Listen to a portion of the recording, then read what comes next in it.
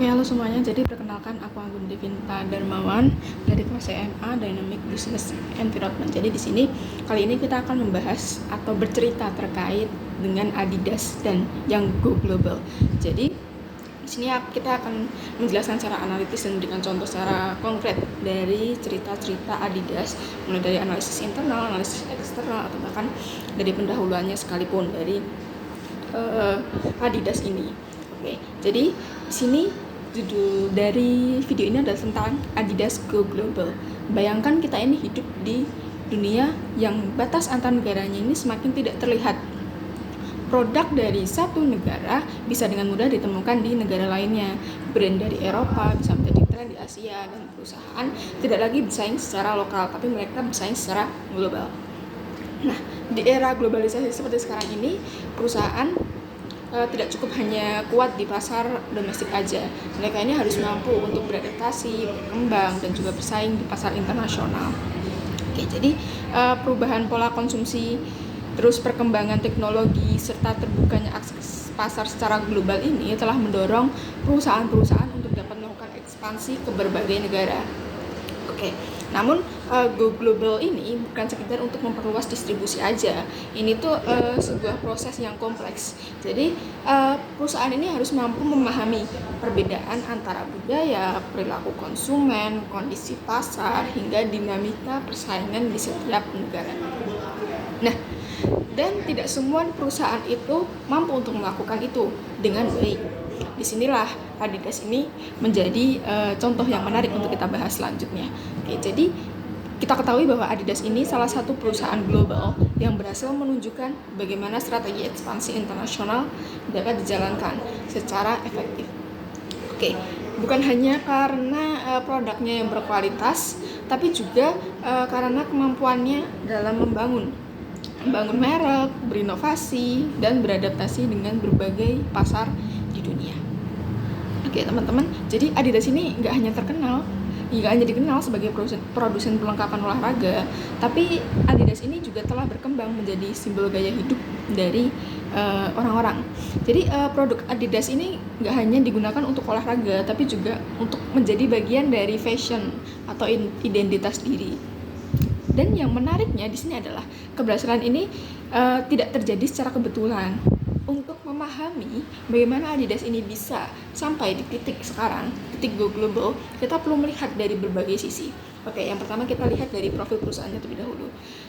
Profil perusahaannya. Lalu yang kedua kita akan melihat dari internal, eksternal, lalu strategi ekspansinya hingga tantangan apa sih yang udah mereka hadapi selama berdirinya mereka.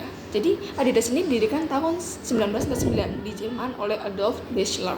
Sejak awal fokus utama perusahaan ini adalah menciptakan produk olahraga yang di sini tuh mampu untuk meningkatkan performa atlet-atlet.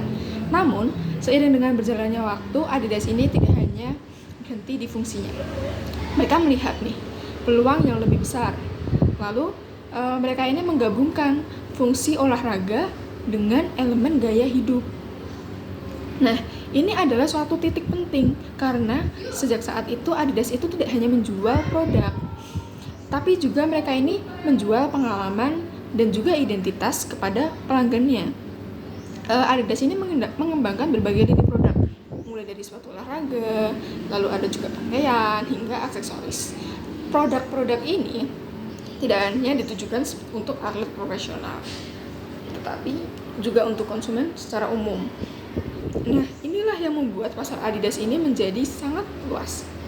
Mulai dari orang yang serius berolahraga hingga mereka yang hanya ingin tampil secara stylish. Oke, dalam ekspansinya, Adidas ini juga berhasil masuk ke berbagai negara, termasuk salah satunya ya negara kita, Indonesia. Jadi di Indonesia ini Adidas ini tidak hanya hadir melalui toko fisik, tetapi juga melalui platform digital. Dan yang menariknya adalah Adidas ini mampu untuk menyesuaikan diri dengan tren lokal yang ada di Indonesia ini. Misalnya, mereka meningkatkan tren sneakers sebagai bagian dari gaya hidup urban. Ini menunjukkan bahwa si Adidas ini tidak cuma sekedar masuk pasar, tapi ia juga memahami pasar yang ada. Oke, sekarang kita akan masuk ke analisis internalnya nih teman-teman. Jadi, apa sih sebenarnya kekuatan utama dari Adidas itu? Yang pertama, kekuatan pada mereknya. Jadi Adidas ini bukan hanya brand, tapi ia adalah simbol. Simbol apa? Simbol performa, gaya hidup, dan juga simbol identitas. Kekuatan yang ada di Adidas ini dibangun melalui strategi branding yang sangat kuat, seperti kolaborasi dengan atlet dunia, lalu kolaborasi dengan klub olahraga, hingga figur publik. Jadi ketika seseorang atlet terkenal ini memakai Adidas, itu bukan hanya sebagai bentuk promosi, itu tuh adalah validasi yang kuat, dan ini sangat mempengaruhi persepsi konsumen. Oke, jadi kekuatan yang kedua itu adalah inovasi. Teman-teman tahu bahwa Adidas ini secara konsisten itu mengembangkan teknologi pada produknya, terutama itu pada sepatu olahraga gitu. Jadi inovasi ini tuh memberikan nilai tambah yang nyata untuk konsumen. Nah, tidak hanya nyaman, tetapi juga inovasi ini tuh meningkatkan performa yang ada, dan ini tuh menjadi salah satu keunggulan kompetitif yang sulit untuk ditiru oleh pesaingnya. Namun, di balik kekuatan tersebut, Adidas ini juga memiliki kelemahannya pastinya. Salah satu yang paling signifikan itu adalah ketergantungan terhadap tren. Nah, industri fashion dan lifestyle ini sangat dinamis, teman-teman. Kalau teman-teman tahu, apa yang populer hari ini belum tentu populer untuk besok harinya.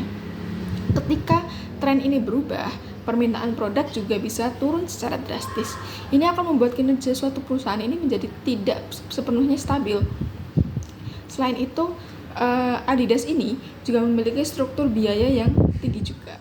Investasi besar dalam pemasaran, lalu kolaborasi, branding, dan branding itu memang meningkatkan visibilitas, tapi di sisi lain juga menekan margin keuntungan, terutama itu adalah di pasar seperti Indonesia, di mana harga menjadi faktor penting dalam suatu produk. Jadi produk Adidas ini yang cenderung premium ini nggak bisa mencakup semua segmen. Selanjutnya, kita akan melihat dari sisi eksternalnya.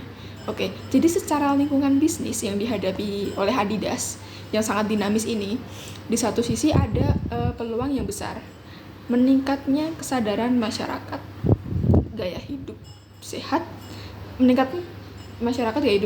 yang membuka pasar yang lebih luas lagi. Orang ini semakin peduli dengan olahraga. Jadi dan ini tuh akan meningkatkan permintaan terhadap produk dari Adidas itu sendiri. Selain perkembangan teknologi digital juga menjadi peluang besar. Contohnya itu e-commerce, memungkinkan Adidas ini untuk menjangkau konsumen tanpa batas geografis. Tidak perlu untuk Adidas membuka toko di setiap kota, mereka cukup hadir secara digital aja, dan produk ini bisa diakses oleh siapa saja. Oke, namun peluang selalu datang bersama dengan tantangan. Nah, salah satu tantangan terbesar yang dihadapi oleh Adidas itu adalah persaingan. Adidas ini harus mampu bersaing dengan brand global lainnya seperti Nike contohnya. Persaingan ini tidak hanya pada produknya, tetapi juga pada inovasi, pemasaran, dan persepsi konsumen. Oke, dari sisi lain munculnya brand lokal ini juga menjadi ancaman untuk Adidas. Brand lokal ini seringkali menawarkan harga yang mungkin akan jauh lebih terjangkau dibandingkan dengan produknya Adidas. Ini membuat Adidas itu harus menghadapi suatu dilema, mempertahankan citra premium atau menyesuaikan harga agar lebih kompetitif. Oke. Selain itu, perubahan tren konsumen yang sangat cepat ini juga akan menjadi tantangan untuk Adidas itu sendiri. Jadi Adidas ini harus terus berinovasi, karena jika mereka terlambat merespon tren, mereka ini bisa kehilangan relevansi. Sekarang kita masuk ke strategi Go Global dari Adidas. Oke, jadi sejak awal Adidas ini nggak hanya fokus pada distribusi aja, mereka ini fokus pada branding juga. Nah, mereka ini memanfaatkan dunia olahraga sebagai media utama mereka. Oke, dengan bekerja sama dengan beberapa atlet yang profesional maupun tim olahraga dan juga event internasional, seperti contohnya itu ada Piala Dunia. Ini adalah langkah yang sangat strategis bagi Adidas, karena olahraga ini memiliki jangkauan global, dan ini tuh mampu membangun kredibilitas merek. Selain itu, Adidas ini juga mengembangkan jaringan distribusi internasional, baik melalui cabang sendiri ataupun kerjasama dengan mitra lokal. Oke, jadi untuk pendekatan memungkinkan Adidas ini masuk ke pasar baru dengan lebih cepat. Oke, sekaligus mengurangi resiko yang ada. Yang menariknya di sini adalah Adidas ini tidak menggunakan satu strategi yang sama di semua negara gitu. Mereka ini menggabungkan standar global dengan adaptasi lokal. Oke, jadi ini tuh adalah suatu kunci yang penting untuk suatu perusahaan, karena yang kita tahu bahwa setiap pasar ini memiliki karakteristik yang berbeda. Jadi seiring waktu, strategi ini membawa Adidas pada pertumbuhan yang signifikan. Jadi tidak hanya dari sisi penjualannya aja, tapi juga dari sisi kekuatan merek. Nah, Adidas ini akhirnya berhasil masuk ke segmen lifestyle, yang dimana sebelumnya bukan fokus utama dari Adidas. Produk seperti sneakers ini tuh menjadi bagian dari tren fashion global. Kolaborasinya itu kolaborasi dengan desainer, selebriti, dan komunitas ini tuh memperkuat posisi Adidas di pasar global. Jadi produk itu gak hanya memiliki nilai fungsional aja, tapi juga nilai simbolik. Ini tuh yang membuat konsumen ini lebih loyal terhadap produknya Adidas. Namun pertumbuhan ini juga memiliki resiko yang ada. Salah satunya itu ketergantungan pada tren. Ini tuh membuat penjualan bisa fluktuatif. Jadi jika tren ini berubah, maka permintaan itu juga akan turun.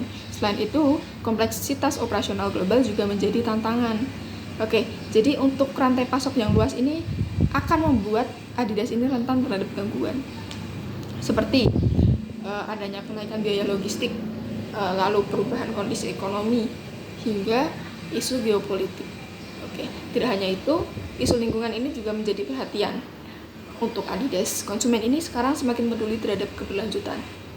Jadi Adidas ini harus menyesuaikan proses produksinya agar lebih ramah lingkungan, tanpa mengorbankan kualitas dan juga profit dari perusahaan. Dari semua ini ada banyak pelajaran yang bisa kita ambil dari sejarah go globalnya Adidas. Yang pertama itu kekuatan merek menjadi sangat penting. Jadi brand ini bukan sekedar identitas, tapi juga alat untuk menciptakan nilai tambah untuk suatu produk atau perusahaan. Kedua, keseimbangan antara global dan lokal. Perusahaan ini itu harus memiliki identitas secara global, namun tetap fleksibel dalam menghadapi pasar lokal. Lalu yang ketiga itu ada inovasi dan juga relevansi. Jadi suatu perusahaan itu harus terus beradaptasi dengan tren, namun juga tidak boleh kehilangan jati diri perusahaan tersebut atau produknya. Dan yang terakhir itu adalah setiap strategi selalu memiliki konsekuensi. Jadi nggak ada strategi yang sempurna di perusahaan manapun. Yang ada hanyalah strategi yang mampu dikelola dengan baik. Oke, jadi pada akhirnya keberhasilan Adidas ini bukan hanya karena mereka go global, tapi karena Adidas ini mampu bertahan dan berkembang di pasar global. Dan pertanyaannya sekarang adalah apakah semua perusahaan bisa melakukan hal yang sama seperti Adidas? Jawabannya adalah tidak. Karena go global ini bukan hanya soal ekspansi aja, tapi go global ini adalah soal kemampuan mengelola kompleksitas. Dan Adidas adalah salah satu contoh bagaimana hal itu bisa dilakukan. Kalau perusahaan yang lain itu belum tentu bisa memaksimalkan hal tersebut. Sekian dari saya, terima kasih.